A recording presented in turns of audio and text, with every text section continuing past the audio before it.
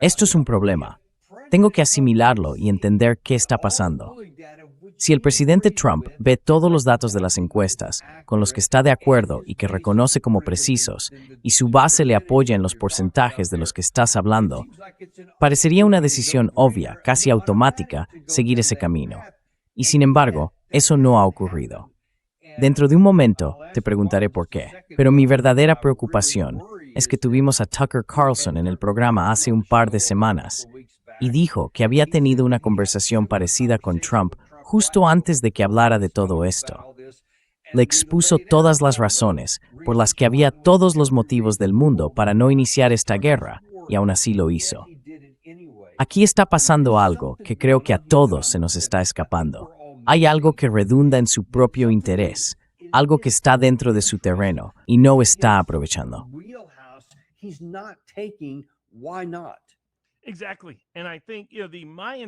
Exacto. Y creo que mi interpretación ha sido... De hecho, CBS 60 Minutes Australia entrevistó a las personas que acaban de escribir el libro Regime Change y confirmaron muchas de las cosas de las que hablamos sobre cómo el comportamiento de Trump a la hora de tomar decisiones ha cambiado radicalmente de su primer mandato al segundo, especialmente durante el último año. Y es como Trump le dijo a Maggie Haberman, quería que le vieran como una figura napoleónica. Así que lo que hemos tenido en parte es un cambio de personalidad en Trump. No el presidente de la paz, no el presidente de la restauración de Estados Unidos, no el presidente Andrew Jackson del hombre trabajador, no Abraham Lincoln restaurando la República, no Teddy Roosevelt enfrentándose a los grandes intereses corporativos, no el presidente de la paz de Reagan, Eisenhower y los republicanos de los años 20, sino Napoleón. Quiere ser como Napoleón.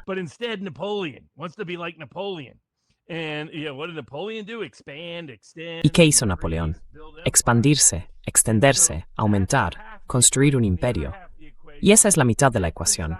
La otra mitad es que ese deseo de tener una visión y una ambición napoleónicas se ve amplificado por su tendencia actual a pensar solo en positivo, sin ningún realismo objetivo que lo ancle.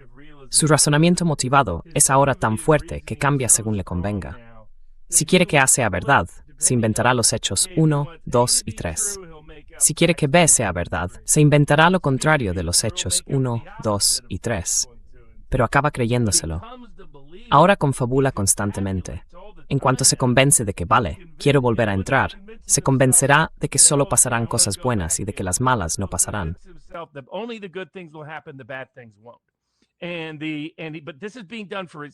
Y todo esto se hace por su ego.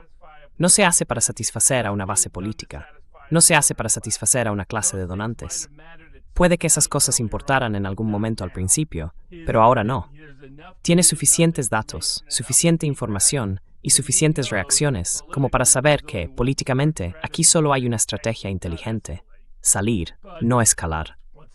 Pero lo que le frena es su ego. No quiere que el mundo lo vea, que piense en él como un perdedor.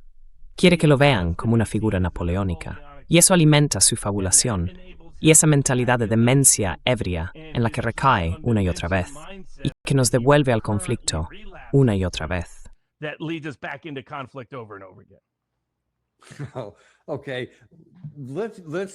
Vale, digamos que la tiene. Si conserva alguna capacidad, aunque sea una capacidad decente, olvídate de que sea plena, eso ya está descartado. Pero si conserva una capacidad cognitiva decente para calcular las cosas, digamos que de verdad quiere ser un neo-Napoleón. Vale, perfecto, pero tienes que tener la munición necesaria para lograrlo. No puedes decir, volvamos a las operaciones a gran escala, si no tienes munición, porque entonces podrías ser derrotado. Y entonces ni siquiera puedes elegir el lado bueno en esto. Aquí está Mike Waltz, hace un par de días, dando algún tipo de excusa falsa de por qué en realidad no es un problema.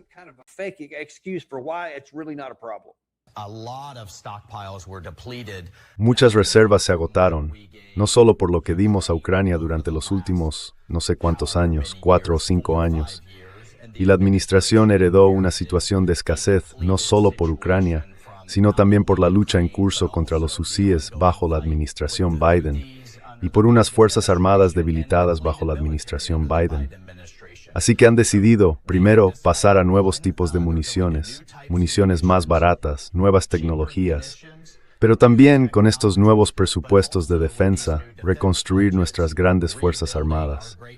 El ejército estadounidense, y lo he comprobado de todas las maneras posibles, tiene todo lo que necesita para llevar a cabo esta campaña con la eficacia necesaria.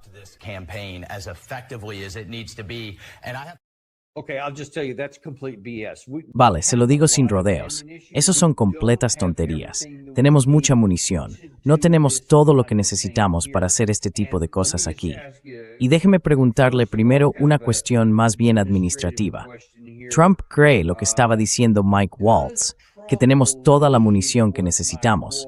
Porque antes siquiera de contarle el resto, eso podría dejar sin efecto el resto de mi declaración.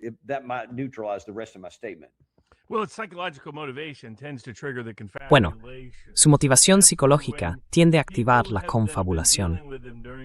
Y por eso quienes han tratado con él durante el conflicto iraní no consiguen atravesar esa confabulación. Así que les he dicho a algunos, inventad una confabulación que nos saque de ahí, sea la que sea. Cualquier historia falsa, cualquier cosa. Es increíble lo que hizo usted. Los iraníes le van a construir una estatua de oro, señor presidente. Va a ser maravilloso, como la que tiene en la biblioteca que está construyendo. La que ya ha puesto en su campo de golf y que han bendecido líderes religiosos. Vamos, si esto no era una señal de que este tipo está perdiendo la cabeza, no sé qué lo sería. Pero la realidad solo logra abrirse paso de vez en cuando, y de forma esporádica.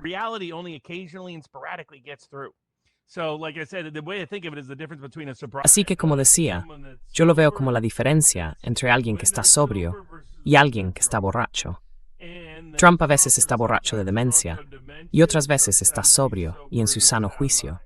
Cuando está sobrio en su sano juicio, entiende todo esto. Entiende el riesgo político, el riesgo económico, el riesgo militar, el riesgo cinético. Entiende que Irán no va a capitular y que, de hecho, responderá con más fuerza y tomará represalias más duras cada vez que él lo ataque cinéticamente. Pero luego entra en ese estado mental de demencia ebria, en el que fabula que todo va a ir genial y que no va a pasar nada malo. Eso fue como la antesala de la guerra, cuando se sentó allí y no paraba de decirle a Vance, no sabes de qué estás hablando.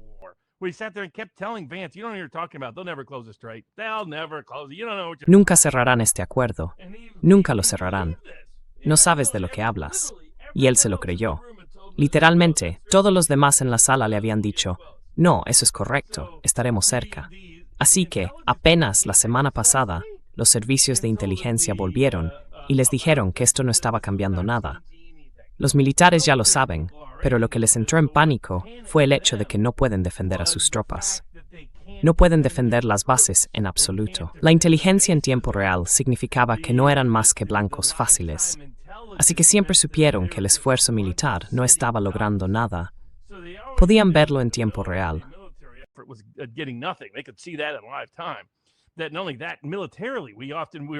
Y no solo eso.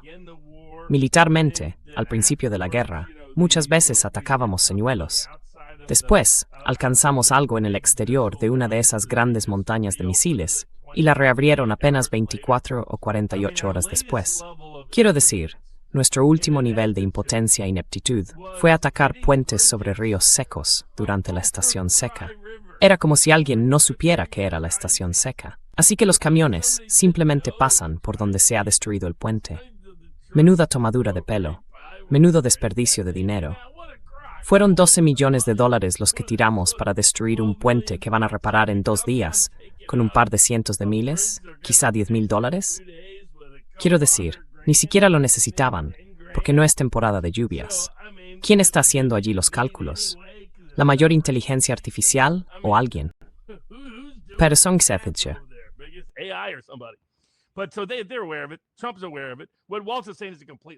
Trump es consciente de ello. Lo que está diciendo Waltz es una mentira absoluta. Se lo inventa todo el tiempo. Era tan fanáticamente pro-israelí que por eso lo apartaron del puesto de asesor de seguridad nacional. Y estamos hablando de una administración que ha hecho más por Israel que nadie. Y creen que Waltz está tan chiflado que no pueden tenerlo ahí. Así que simplemente está mintiendo.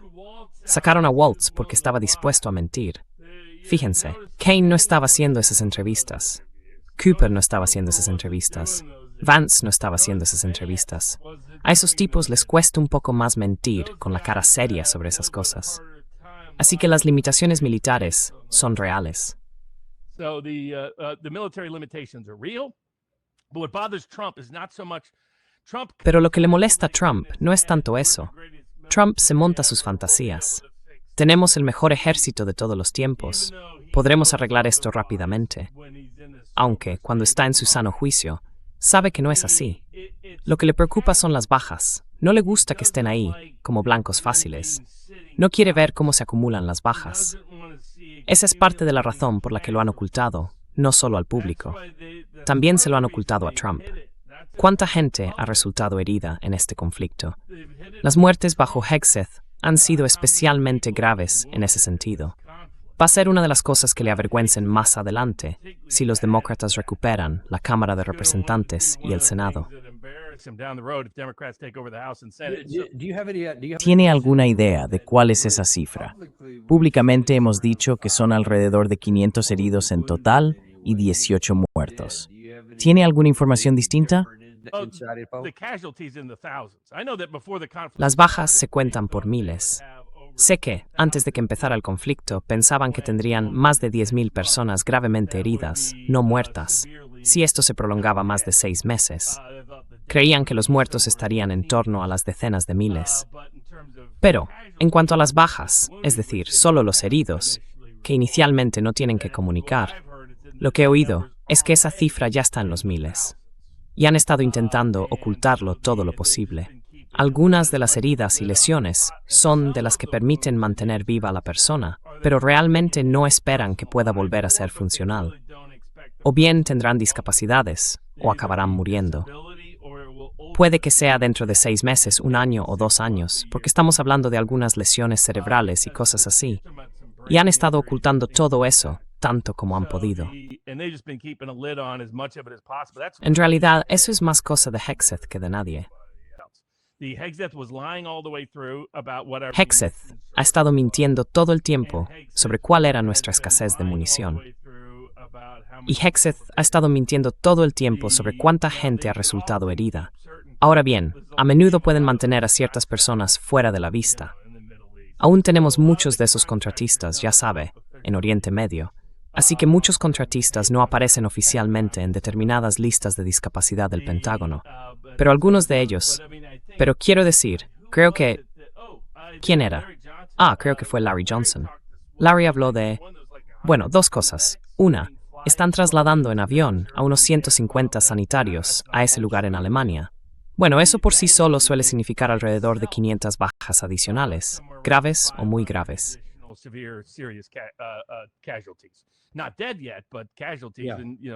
Aún no han muerto, pero hay bajas, que viene a ser lo mismo. Y luego, creo que Larry se enteró por alguien de que uno de esos marineros volvió a casa después de estar destinado en el Golfo. Parecía demacrado, como si hubiera estado siguiendo una dieta etíope. Ya sabe, quiero decir. Eso también apunta a problemas. Así que supongo que, con el tiempo, irán saliendo a la luz más problemas de este tipo. Pero a Trump le siguen preocupando las bajas, lo cual es bueno. Gracias a Dios. Y le preocupa el riesgo económico, y le preocupa el riesgo político. Son su ego y su mermada capacidad de decisión los que siguen siendo el principal obstáculo para que salga de este conflicto, en lugar de intensificarlo.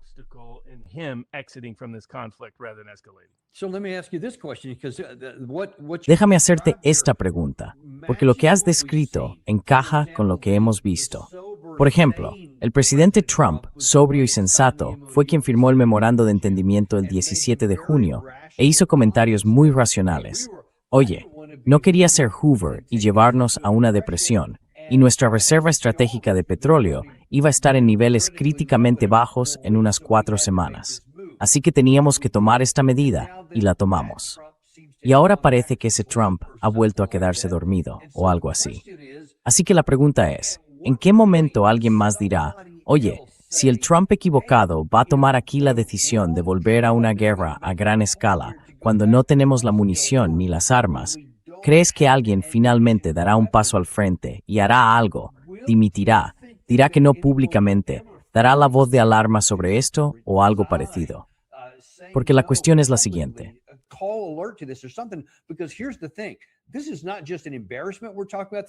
No estamos hablando solo de una vergüenza.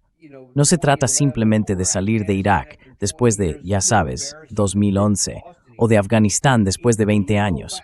Fue vergonzoso, pero no costó nada. Si volvemos atrás y hacemos esto, Robert, y empleamos lo poco que nos queda de nuestros recursos de ataque de largo alcance, los buenos, los JASM y los Tomahawk, etc., vamos a quedarnos sin ellos. Y si no, vamos a empezar a quitárselos al Indo-PACOM o a Europa. Entonces tendremos pocos recursos en todas partes y no podremos hacer nada. Y toda nuestra seguridad nacional estará en riesgo. Hay alguien dentro, ya sea en la administración o en el Pentágono, que en algún momento pueda decir, si el Trump equivocado nos llama para hacer algo que sería suicida, ¿tendremos que actuar?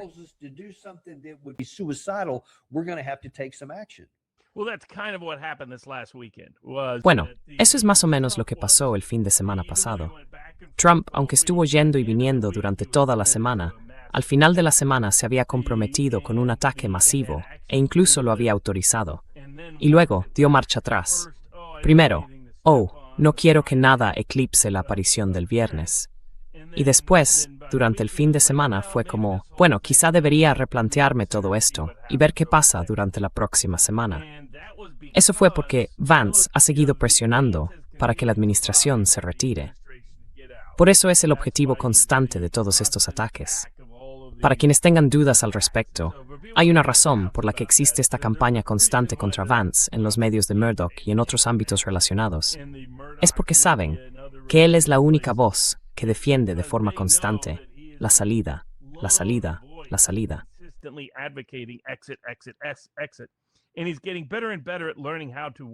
Y cada vez se le da mejor aprender a manejar a Trump. Porque ya sabes, básicamente tienes que convencerle. Quiero decir, yo le he dicho a la gente, deja que Trump crea que ha ganado por arte de magia y que los iraníes están, ya sabes, en las últimas, de una manera que no puedan recuperarse jamás dentro de 20 años. Así que no tiene sentido seguir machacándoles, como él fingía que Graham le había dicho al final, cuando Graham definitivamente no se lo dijo al final. Así que eso me dijo que era Vance, y Vance está aprendiendo a manejarle. Y por fin consiguió que Cooper y Kaine dieran el paso al frente. Kaine tiende a hacer eso de bueno, está la opción A y la opción B, y existe este riesgo, y existe aquel riesgo. Así no se supera esta versión de Trump. A esta versión de Trump se le supera diciendo, si hacemos esto, probablemente tendremos 50 estadounidenses muertos más la semana que viene.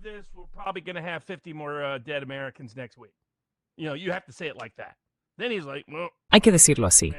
Entonces él dice, bueno, espera un segundo. Quizá. Espera, ¿qué? Tiene que ser dramático. Y por fin, Cooper dio un paso al frente, y otras personas también, y lo dijeron, usando un lenguaje más agresivo. Y así es como opera Trump hoy en día. Tienes que ser cuidadosamente manipulador y selectivamente agresivo para hacerle entrar en razón. Y han tardado un poco en entender que este no es el Trump de hace 5 años, ni siquiera el de hace 2. Es un Trump diferente, y hay que reaccionar ante él de otra manera. Hay que manejarlo de otra manera. Tenemos que reconocer que estás tratando con el Rey Lear. ¿Y cómo conseguirías que el Rey Lear hiciera lo correcto, aunque fuera por la razón equivocada?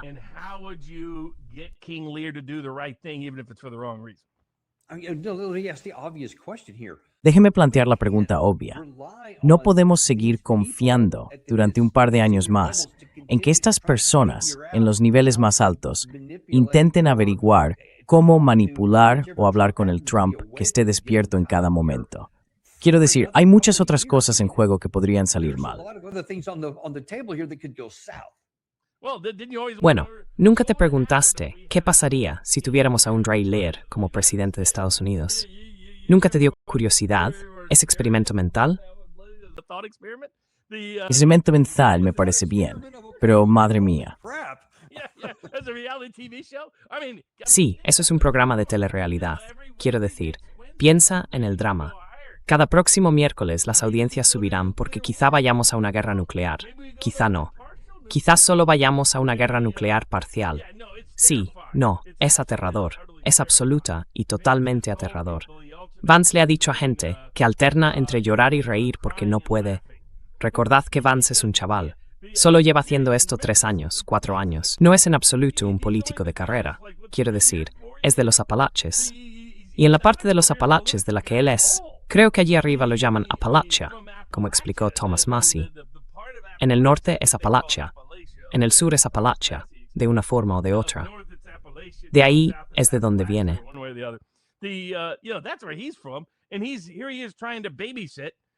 Y aquí está intentando hacer de niñera de un presidente, con la mentalidad de un niño pequeño, para que no se meta en los conflictos más desastrosos.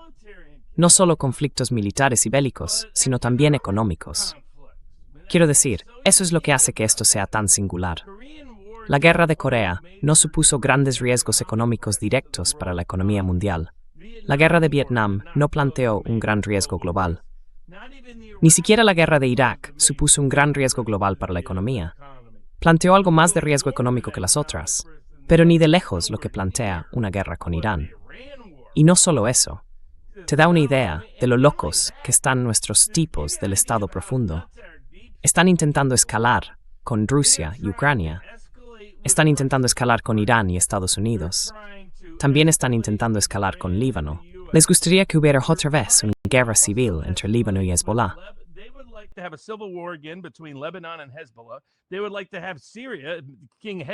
Les gustaría tener a Siria, al rey cortacabezas implicado, al presidente cortacabezas, en medio de todo eso. Así que, para reavivar una guerra civil en Siria, están intentando reavivar una guerra civil en Irak. Quieren que ese primer ministro iraquí vaya contra las milicias chiíes iraquíes. Ayudaron a instigar el regreso de la guerra entre Yemen, los hutíes y Arabia Saudí, mientras llevan a cabo toda esta locura con respecto a Ucrania. A China en el plano económico, con el proyecto de ley de sanciones, y con respecto a Rusia e Irán. Quiero decir, es una locura a un nivel sencillamente increíble. Y es porque la clase intelectual del Estado profundo occidental, los intelectuales públicos, está corrompida de una forma tan corrosiva, y el complejo militar industrial tiene una visión tan cortoplacista que están dispuestos a prender fuego al mundo, mientras el próximo trimestre alcance la ratio de beneficios adecuada.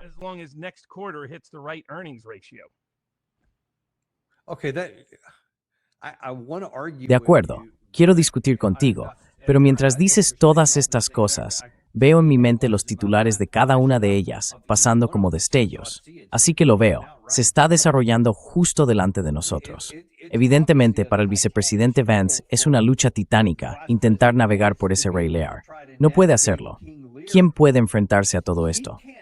¿Qué posibilidades hay de que alguna fuerza o algún grupo de personas pueda realmente meterse en ese? Ni Maris Comertal. Slodasalkair, Gray. I don't even know what you call it, morass that's up there. La ironía es que vamos a tener que depender de los 3 gobiernos implicados a los que Occidente ha caricaturizado como irracionales, poco razonables e imperialistas. Hará falta una combinación de Putin en Rusia, el Ayatolá en Irán y Xi en China para evitar que esto estalle y explote por todo el mundo. Porque China tiene sus propios intereses económicos en juego. La estabilidad global de los mercados del petróleo y la estabilidad global de los mercados económicos. Ahora mismo, su economía está muy orientada a la exportación, porque entre los confinamientos por la COVID y el desplome del sector inmobiliario, no pueden conseguir la demanda de consumo que querían o necesitaban. Así que están intentando salir de esto, exportando, para mantener estables los puestos de trabajo. Y la contraprestación entre el gobierno y la población es que mantendrán el crecimiento de la prosperidad.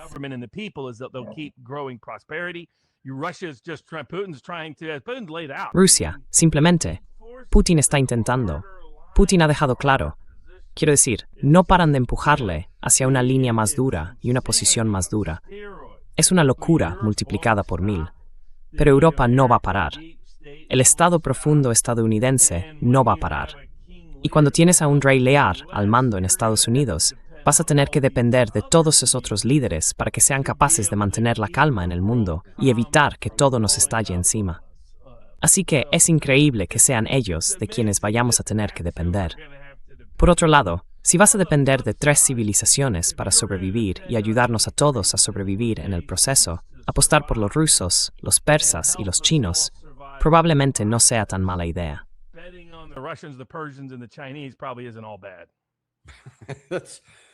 Wow, I never thought I would have to hear myself agree. Vaya, nunca pensé que tendría que escucharme a mí mismo estando de acuerdo con algo de una declaración así para que nos ayudara. Pero de nuevo, es difícil rebatir lo que estás diciendo. Y lo último de lo que quiero hablar hoy está muy relacionado con lo que acabas de decir. El hecho de que Zelensky y Netanyahu estén ahora mismo en la ciudad se debe, podría decirse, al rey de esta camarilla de gente, el ya fallecido Lindsey Graham.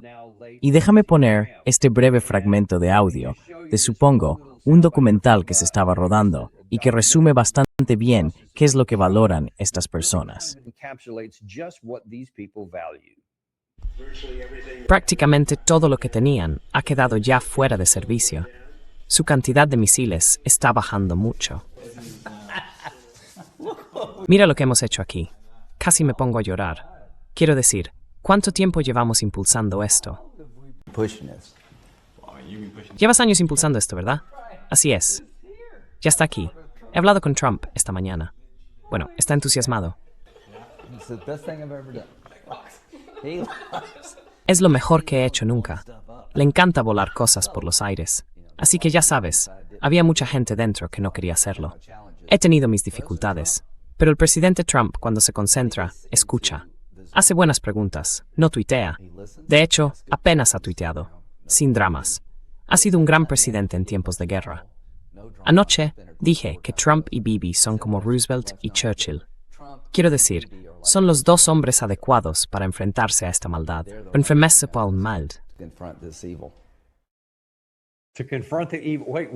Espera, ¿de qué mal está hablando? ¿Del que estamos promoviendo nosotros o del que él anda buscando? Pero madre mía, quiero decir, reacciona a eso.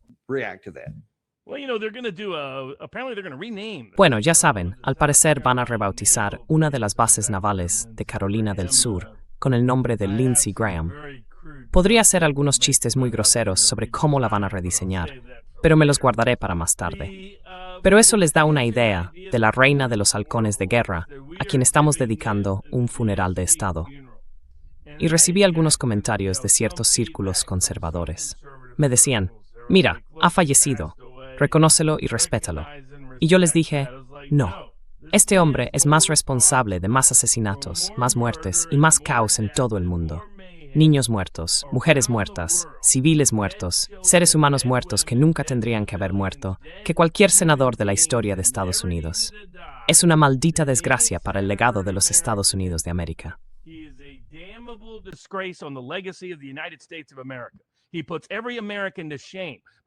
Avergüenza a todos los estadounidenses por las guerras que apoyó, por las guerras para las que se prostituyó, por las guerras a las que arrastró al mundo.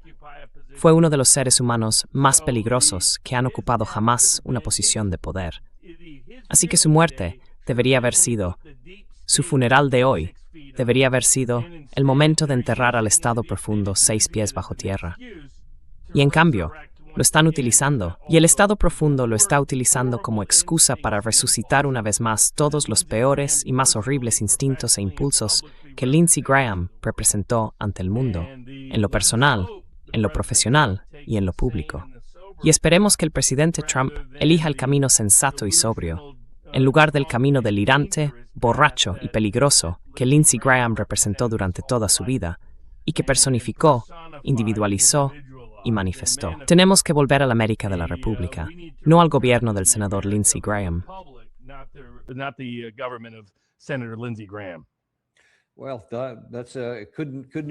Bueno, no podría mejorar nada de lo que has dicho. Estoy de acuerdo con todo. De hecho, quizá podría haber añadido algún que otro exabrupto, pero ahora tampoco lo haré. Lo dejaremos así. Muchísimas gracias por venir. Y por cierto, dime si aún quedan entradas. Dentro de solo unos días estaremos en Chattanooga, Tennessee, donde el 1776 Law Center va a celebrar una conferencia. Allí estará un servidor, junto con Robert Barnes, Larry C. Johnson, Alexander Mercouris, a quien hemos tenido aquí, y muchas otras personas. Cuéntanos un poco qué esperas de esta conferencia. ¿Y quedan entradas?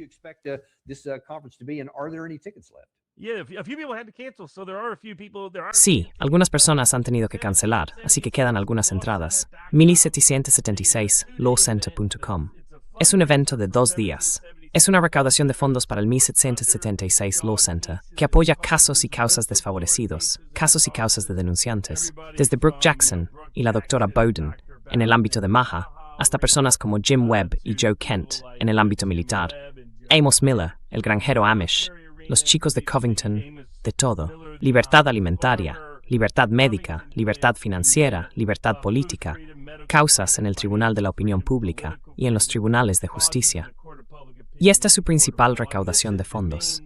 Será una conferencia de 2 días, este sábado y domingo, en Chattanooga, Tennessee.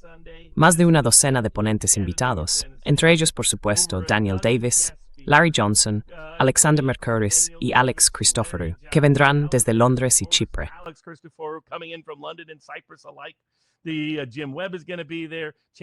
Jim Webb estará allí. Chase Hughes ha estado varias veces en el programa de Joe Rogan, hablando de cómo descubrir, detectar y derrotar una operación psicológica al estilo de la CIA. También vendrán Greg Hartley y Scott Rouse, de The Behavior Panel. Vendrán la doctora Bowden y Brooke Jackson, del movimiento Maha. También Michelle Renaud y Amy Miller, del movimiento Maha. Richard Barris, el encuestador, vendrá a hablar de ello. Así que se hablará de cuáles son las opciones independientes de terceros partidos. ¿Dónde se encuentra el público estadounidense en estos frentes de la libertad? Y hablaremos de formas de reformar la comunidad de inteligencia y el ejército, y de cómo restaurar la República Constitucional en la era moderna. Así que, si quieren venir, visiten 1776 lawcenter.com. Nos encantará verles allí.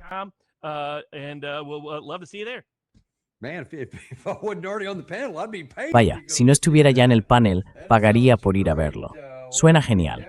Desde luego animamos a la gente a que le eche un vistazo, y supongo que después publicaréis algunas cosas, así que la gente también debería estar pendiente de eso.